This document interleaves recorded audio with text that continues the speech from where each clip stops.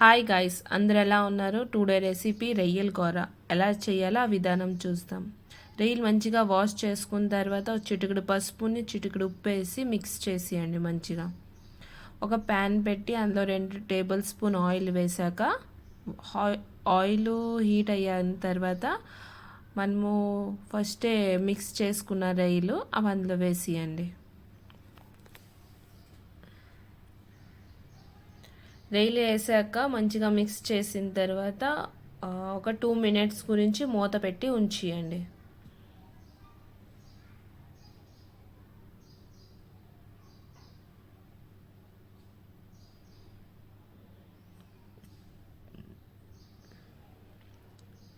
ఇన్ని నుంచి వాటర్ వస్తుంది. ఈ విధానంగా వాటర్ వస్తే వాటర్ అందులో ఉన్నాయండి. మంచిగా ఫ్రై అయిపోతే ఈ కలర్ వచ్చేస్తుంది. ఈ కలర్ వచ్చిన తర్వాత మనం ఒక బౌల్లో తీసి ఉంచేయాలి రొయ్యలు. ఇందులో మళ్ళీ కొంచెం ఆయిల్ వేసాక ఇంత జీలకర్ర వేసేయండి.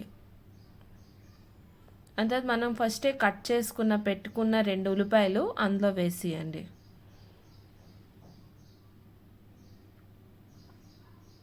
అంతోపాటు 4 మిరపకాయలు కూడా కట్ చేసి వేసేయండి.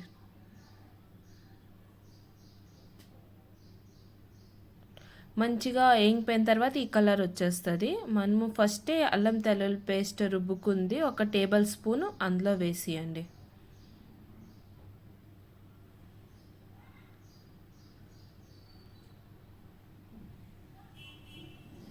ఇది కూడా మంచిగా వేగిపోవాలా, పచ్చివాసన లేకుండా వేగిపోవాలా మంచిగా, లేకపోతే మన కూర టేస్ట్ పోతుంది. సో మంచిగా వేగిన వరకు కొద్దిసేపు వేయించండి.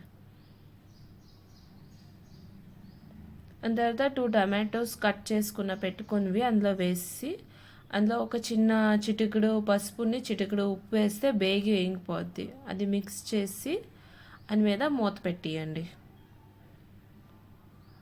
2 మినిట్స్ వరకు వదిలేయండి. అది మంచిగా మగ్గిపోద్ది. ఈ విధానంగా మగ్గిపోద్ది మంచిగా. మీకు సరిపోయినంత కారం వేసి ఇంత చిటికెడు పసుపు, కొంచెం ధనియాల పొడి, కొంచెము గరం మసాలా వేసేయండి.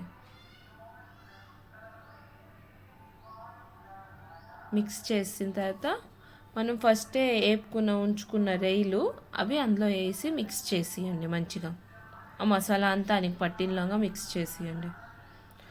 ఒక 2 మినిట్స్ మూత పెట్టి ఉంచేయండి. ఇప్పుడు తీసాక ఇలాగైపోయిన తర్వాత కొంచెం వాటర్ వేసి మళ్ళీ కలిపేసి ఒక 4 మినిట్స్ మూత పెట్టి ఉంచేయండి.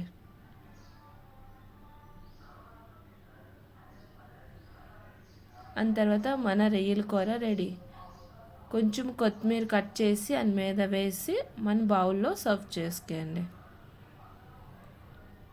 టేస్టీ టేస్టీ రొయ్యల కూర ready. Thank you for watching. Please subscribe, comment and share. మీకు ఇంకా కొత్త రెసిపీలు కావాలంటే కమెంట్ చేయండి. Thank you watching.